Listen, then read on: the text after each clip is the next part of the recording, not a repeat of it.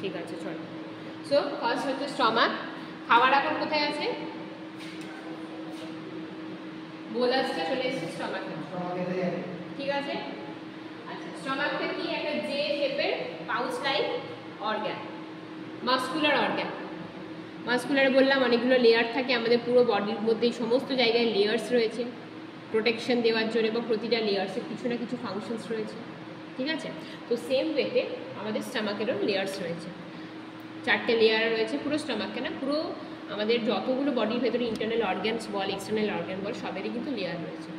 যদি digestive system specifically আমরা বলি, ডাইজেস্টিভ সিস্টেমের লেয়ার্স হচ্ছে, বল বল, হ্যাঁ করবো, আজকেই করবো, আজকে করবো, জানিয়ে দেবো একদম করবো, হ্যাঁ। আচ্ছা, তো এখানে হচ্ছে আমার লেয়ার আছে, বোলাস রয়েছে, ঠিক আছে, যেটা বলছিলাম। সো গ্যাস্ট্রিক জুস সিক্রেট করে, আর একটা সিক্রেট করে HCl। HCl কি? Hydrochloric acid. So it is a acid. এবার হঠাৎ করে একটা অ্যাসিড কেন সিক্রেট করতে যাবে? কি রে, হঠাৎ করে একটা অ্যাসিড কেন সিক্রেট করতে যাবে? না, HCl কোনো খাবারকে ডাইজেস্ট করে না। মাইন্ডেড HCl ডাইরেক্টলি কোনো খাবারকে ডাইজেস্ট করে না। ডাইজেশন মানে ভাঙা, কোনো খাবারকে ভাঙে না। HCl হেল্প করে খাবারটাকে ডাইজেস্ট হতে। কিভাবে হেল্প করে? না, এই যে গ্যাস্ট্রিক জুস আছে বললাম, এই গ্যাস্ট্রিক জুসের মধ্যে যে এনজাইমসগুলো রয়েছে, গ্যাস্ট্রিক জুস মানে ধর একটা fruit juice, mixture of juices, সেরকমই গ্যাস্ট্রিক জুসের মধ্যে বেশ কয়েকটা জুস মানে এনজাইমস রয়েছে। তার মধ্যে একটা হচ্ছে পেপসিন, একটা হচ্ছে গ্যাস্ট্রিক লাইপেজ, আর একটা হচ্ছে রেনিন, ঠিক আছে। এই তিনটে এনজাইমস থাকে আমার গ্যাস্ট্রিক জুসে। এবার এরা জেনারেলি ইনঅ্যাক্টিভ অবস্থায় থাকে, ঠিক আছে, ইনঅ্যাক্টিভ অবস্থায় থাকে। ইনঅ্যাক্টিভ মানে কি? যারা অ্যাক্টিভ নয়, মানে যারা কাজ করতে পারবে, অক্ষম অবস্থায় থাকে। HCl থাকার কারণে বা HCl সিক্রিট হওয়ার কারণে ওরা অ্যাক্টিভ হয়ে যায়। অ্যাক্টিভ হলে তবে তো কাজ করতে পারবে, তাই তো। আমি ধর ঘুমাচ্ছি, আমি কি কাজ করতে পারবো? আমি ইনঅ্যাক্টিভ অবস্থায় তখন, তারপর আমি যখন জেগে উঠলাম, আমি অ্যাক্টিভ হয়ে গেলাম, তখন আমি কাজ করতে পারবো। সেম ওয়েতে এই যে এনজাইমগুলো রয়েছে গ্যাস্ট্রিক জুসের মধ্যে, সেই এনজাইমগুলো ইনঅ্যাক্টিভ অবস্থায় থাকে। HCl কি করে? এদেরকে অ্যাক্টিভেট করে দেয়। এরা অ্যাক্টিভ হলে তারপরে এই বোলাসের মধ্যে থাকা প্রোটিন পার্টকে, এর মধ্যে থাকা ফ্যাট পার্টকে, এইগুলোকে ভাঙে।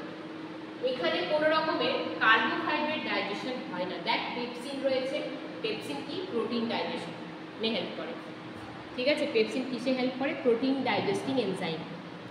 লাইপেজ কি? ফ্যাটের সাথে, লিপিডের সাথে রিলেটেড, ফ্যাট ডাইজেশনে হেল্প করে। রেনিন কি? এটা এক ধরনের প্রোটিন ডাইজেশনে হেল্প করে, এটাও করে। তাহলে দুটো প্রোটিন এবং একটা ফ্যাট। কোনো কার্বোহাইড্রেট ডাইজেশন এখানে হচ্ছে? স্টমাকে হচ্ছে না। এটা কিন্তু খুব ইম্পর্টেন্ট। আমার মাউথে বা বাকাল ক্যাভিটিতে শুধুমাত্র কার্বোহাইড্রেটের ডাইজেশন হলো, শুরু হয়ে গেছে ওখানে। স্টমাকে এসে শুধু প্রোটিন ডাইজেশন এবং ফ্যাট ডাইজেশন হলো, কোনো কার্বোহাইড্রেট ডাইজেশন এখানে হয়নি। বুঝতে পেরেছিস তো? আচ্ছা, এখানে ভালো করে দেখ, এই যে পেপসিন প্রোটিনটাকে ভাঙে, প্রোটিন পেপসিনের হেল্পে, অবশ্যই with the help of HCl, কারণ HCl না থাকলে পেপসিন অ্যাক্টিভেটই হবে না, এবং পেপসিন যদি অ্যাক্টিভেট না হয় তাহলে ডাইজেস্টই করতে পারবে না। কিসে ভাঙে? প্রোটিয়েজে ভাঙে, প্রোটিয়েজে ভাঙে। পলিপেপটাইডস, প্রোটিয়েজ, পেপটোনস, ঠিক আছে, এই সমস্ত সাবঅর্ডিনেট পার্টসে ভাঙে। এটা গেল এক নাম্বার, পেপসিনটা, পেপসিনের কাজ হলো। নেক্সট হচ্ছে গ্যাস্ট্রিক লাইপেজ, ফ্যাটকে ভাঙে। কিসে ভাঙে? Gastric lipase with the help of HCl, fatty acids and কিসে? glycerols. And finally 3 নাম্বার হচ্ছে রেনিন। রেনিন কি করে? ক্যাজেইনকে ভাঙে, প্রোটিনকে ভাঙে। কি প্রোটিনকে ভাঙে? শুধুমাত্র মিল্ক প্রোটিনকে ভাঙতে পারে। মিল্ক প্রোটিন, মিল্ক প্রোটিনের ভালো নাম হচ্ছে ক্যাজাইন, সেটাকে ভাঙে বেরি with the help of HCl। এটাও কিন্তু কোনো একটা প্রোটিয়েজ বা পলিপেপটাইডস এর ভেঙে ফেলে। ঠিক আছে, বোঝা গেছে? প্রোটিন ডাইজেশন এখানে কিন্তু এই অবধি ডাইজেশন ওভার, এরপরে আর কোনো ডাইজেশন কিন্তু এখানে স্টমাকের মধ্যে আর কিছু হয় না।